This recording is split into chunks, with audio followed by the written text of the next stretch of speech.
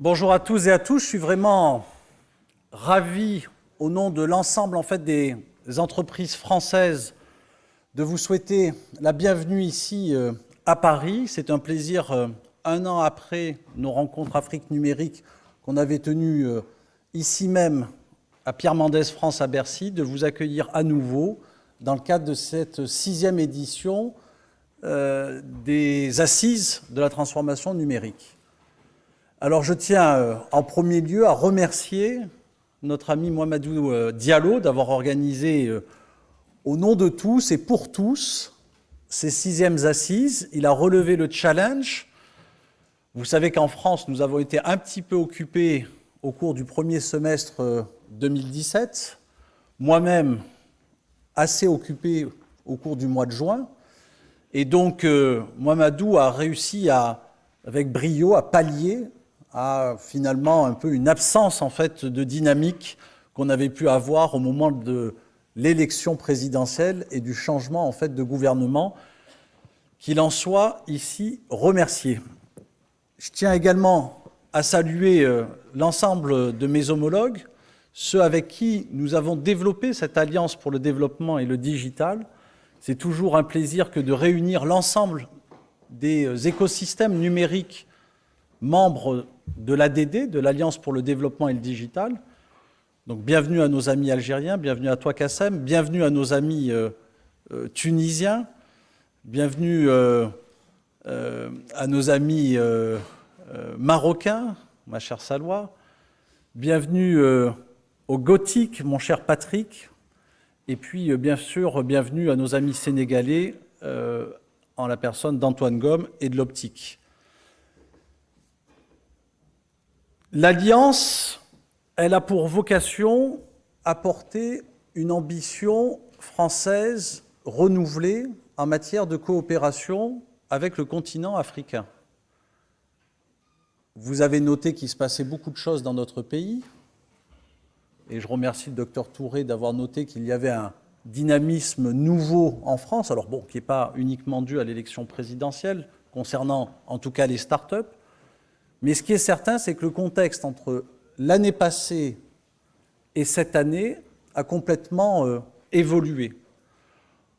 On a un président de la République extrêmement engagé dans cette idée de complètement refondre la relation avec l'Afrique. Et vous savez que le président sera présent au mois de novembre à Ouaga le 28, et puis il se rendra ensuite à Abidjan le 29, à l'occasion du sommet UE-Afrique.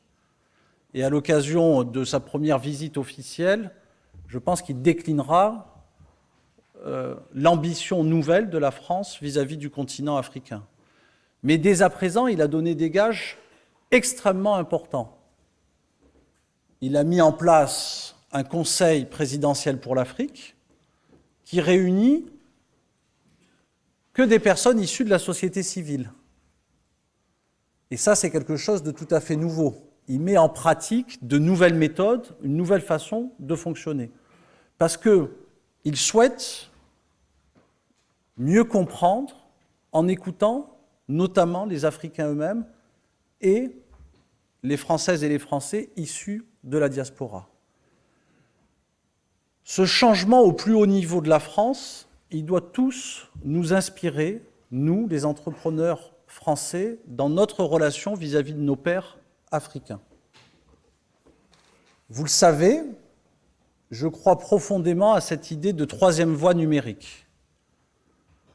Aujourd'hui, quand on décide de faire un projet numérique, on a finalement le choix entre, d'un côté, l'offre américaine, avec tous les géants que vous connaissez, et de plus en plus, l'offre chinoise. C'est particulièrement vrai dans les pays, alors qu'on appelle encore en développement, mais vous savez que pour ma part, je préfère les appeler les pays en croissance. Ma conviction profonde, c'est qu'entre ce choix américain et ce choix chinois, il existe une troisième voie, et que cette troisième voie, elle est fondée sur des notions de co-développement, de co-investissement, de coopération. Et la France et ses entrepreneurs et ses entreprises n'ont pas ou plus les moyens d'imposer quoi que ce soit à nos pairs africains. Nous n'avons pas d'autre choix que de faire ce choix de la coopération, du co-investissement, du co-développement. Et moi, mon plus grand souhait, c'est que nous devenions vos meilleurs partenaires pour réussir cette Afrique numérique. Ma conviction également, c'est que cette Afrique numérique, elle doit avant tout profiter aux Africains eux-mêmes. Le docteur Touré le rappelait, l'augmentation de la population africaine et de ses besoins vont entraîner une consommation jamais encore vue sur la planète en matière de biens de consommation dans le domaine du numérique, du hardware. Il nous a cité l'exemple des tablettes, mais également, bien sûr, au niveau des services numériques. Cet accroissement du marché numérique africain, il faut que nous, tous ensemble, nous fassions tout pour qu'il profite avant tout au développement d'écosystèmes africains du numérique. Si l'accroissement de la consommation du numérique en Afrique ne profite qu'aux entreprises internationales, vous aurez fait aussi mal que ce que nous avons fait depuis 20 ans ou 30 ans en Europe. Vous devez profiter de cette chance unique dans votre histoire, de l'accroissement de ce besoin pour développer votre industrie. Et nous, modestement, notre souhait, c'est de contribuer à votre succès. Alors nous le ferons dans l'ensemble des domaines qui sont aujourd'hui nécessaires pour favoriser l'émergence de cette Afrique numérique. Ils ont été déjà très bien dressés par mes collègues préalablement. Nous-mêmes, nous aurons en fait tout à l'heure une conférence de l'ADD et je pense qu'on réévoquera en fait ces grands enjeux. J'aurai la chance moi-même d'intervenir à nouveau sur ces sujets demain. Mais très rapidement, permettez-moi juste de les citer. Il s'agit bien sûr de ce cadre réglementaire, du cadre législatif, de l'infrastructure, sans oublier, puisque ça n'a pas été cité, si on veut créer en fait des écosystèmes numériques africains, si on veut que les jeunes créent des entreprises en Afrique, bien sûr, il faut absolument les former, mais naturellement que ça ne sera pas suffisant. Il faut aussi des incubateurs et des accélérateurs. Trouver les lieux et les moyens pour financer cette innovation africaine. C'est ça que les jeunes nous disent. À chaque fois que moi je me rends sur le continent, à chacune de nos conférences, ils viennent nous trouver à la fin en nous disant « mais voilà, mais moi j'ai un projet, mais il n'y a personne pour m'aider à le passer à l'échelle ». Et donc il faut faire dans chacun des pays africains ce que la France a réussi à faire au cours des 10 dernières années. Justement, l'émergence d'un écosystème numérique et de start-up. Au passage, j'en profite pour rappeler que la France, en Europe, est devenue le premier pays en termes d'investissement dans les start-up, devant l'Angleterre, bien loin devant l'Allemagne. Nous avons toujours été devant les Allemands de ce point de vue-là, mais nous avons été depuis toujours derrière les Anglais. Et pour la première fois cette année, au premier semestre 2017, le montant total des investissements dans les entreprises et dans les start-up françaises a été le premier de la zone euro. Donc c'est faux de continuer à imaginer que dans les pays francophones, nous serions averses au risque, que nous ne serions pas capables en fait de soutenir l'investissement. Et pour ma part, j'ai une extrême confiance dans notre Afrique francophone et je suis convaincu que, contrairement à ce qui est souvent évoqué, les différences entre l'Afrique francophone et l'Afrique anglophone non seulement ne sont pas aussi élevées que ce qu'on voudrait bien faire croire, mais qu'au contraire, une grande partie en fait de l'innovation du continent africain viendra des pays d'Afrique francophone. Et pourquoi je dis que cette innovation viendra d'Afrique? Elle a été donnée dans 2 exemples, moi j'aimerais en parler d'un 3e. J'aime bien cet exemple, celui en fait de Joko Santé. Joko Santé, ce sont des entrepreneurs sénégalais qui qui ont essayé de résoudre un problème qui existe dans la plupart des pays africains, qui est le problème de l'accès aux médicaments. Et ils l'ont pensé comme seuls des Africains pouvaient y penser.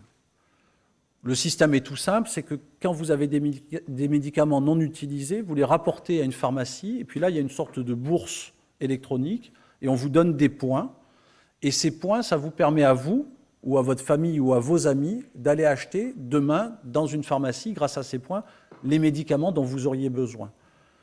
Ils gèrent ce que nous n'avons jamais été capables de gérer en France ou en Europe, cette idée du médicament à l'unité et de la distribution un peu plus pure et un peu plus parfaite du médicament. Ils évitent le gâchis médical.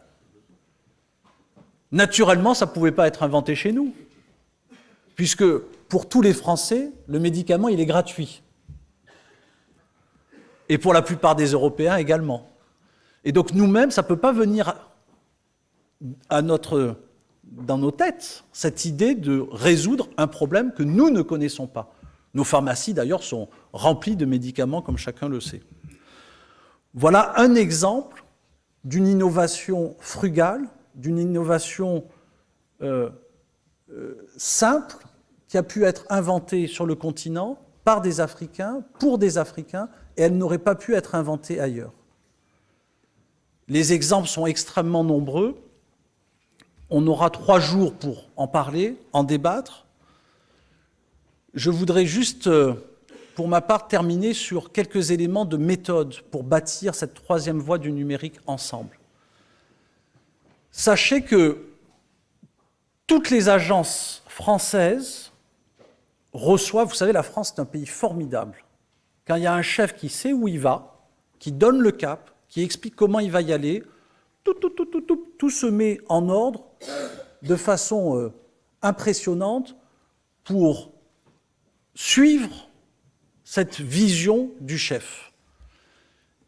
Il faut que vous sachiez que donc, toutes nos agences, au premier lieu desquelles l'AFD, bien sûr la Banque publique d'investissement, l'ensemble des services économiques dans nos ambassades, sont aujourd'hui à votre disposition, à notre disposition, pour qu'on puisse bâtir cette alliance numérique entre la France, l'Europe, le Maghreb et l'Afrique. Alors, chers amis entrepreneurs, j'ai un message pour vous. Sollicitez les services économiques dans vos pays respectifs. Dites-leur que vous voulez travailler avec la partie française. Exigez de leur part un accompagnement, un suivi. Faites en sorte de mettre en relation vos gouvernements avec nos services économiques. Il y a aujourd'hui plus d'argent qu'il n'y en a jamais eu au service du développement du numérique en Afrique. Il y a un enjeu qui est de faire coïncider ces financements avec les besoins concrets et réels dans chacun de vos pays. Ça, c'est notre boulot que de travailler ensemble sur ces sujets-là.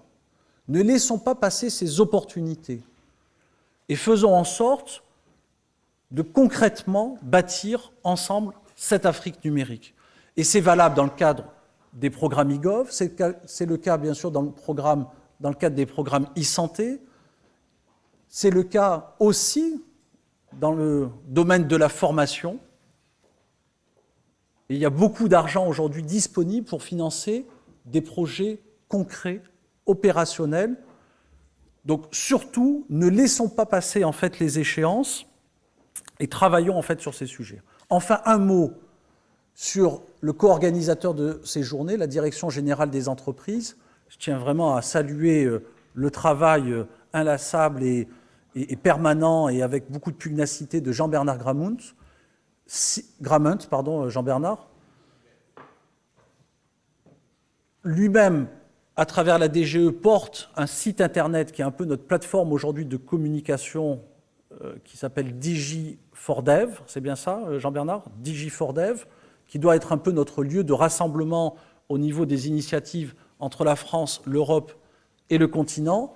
Et je tiens à saluer aussi les représentants de la Commission européenne qui ont su venir nous trouver à l'occasion des Journées Afrique numérique de l'an passé, avec lesquelles on a collaboré au cours des derniers mois pour co-bâtir ensemble un programme numérique. Ça sera, à mon sens, la première fois que ça se passera de la sorte, à l'occasion des journées UE Afrique qui auront donc lieu le 29 et 30. Ça, c'est pour la partie officielle des journées UE Afrique à Abidjan. Et donc, en ouverture de ces journées, le 28, le 27 et le 28, rendez-vous à Abidjan pour traiter ensemble ce sujet de l'Afrique numérique. Chers amis, l'ensemble des membres de l'Alliance sont, pendant ces 3 jours, à votre disposition pour bâtir et travailler ensemble à cette réalisation de l'Afrique numérique.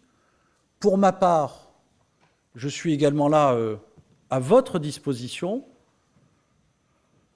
N'hésitez pas à venir me trouver. J'ai presque envie de vous donner mon numéro de portable si vous souhaitez travailler avec nous. 06 60 46 98 41. Ma maigre expérience politique m'a fait rendre compte que finalement, il y avait des grands discours et quand il s'agissait de passer à l'acte, souvent les gens qui étaient sur la tribune n'étaient plus là et se faufilaient. Et donc moi, je ne veux pas me faufiler, je veux travailler avec chacun et chacune d'entre vous. On n'a aucune excuse. Aucune excuse. C'est notre devoir que de faire réussir cette Afrique numérique. Merci à vous. Merci, Monsieur Zapolski. Je rappelle que vous êtes le directeur général de l'Alliance pour le développement et le digital. Nous allons donc laisser la place au prochain grand témoin. Juste permettez-moi, j'ai oublié de saluer Caïs Selami. Excuse-moi, Caïs, ton prénom m'est pas revenu comme ça quand j'ai fait les présentations. Pour la Tunisien. Et nos amis camerounais qui sont là aussi. Pardon, bien sûr. Merci. Donc, merci de bien vouloir vous installer, monsieur, aux côtés de monsieur Kakonopopo.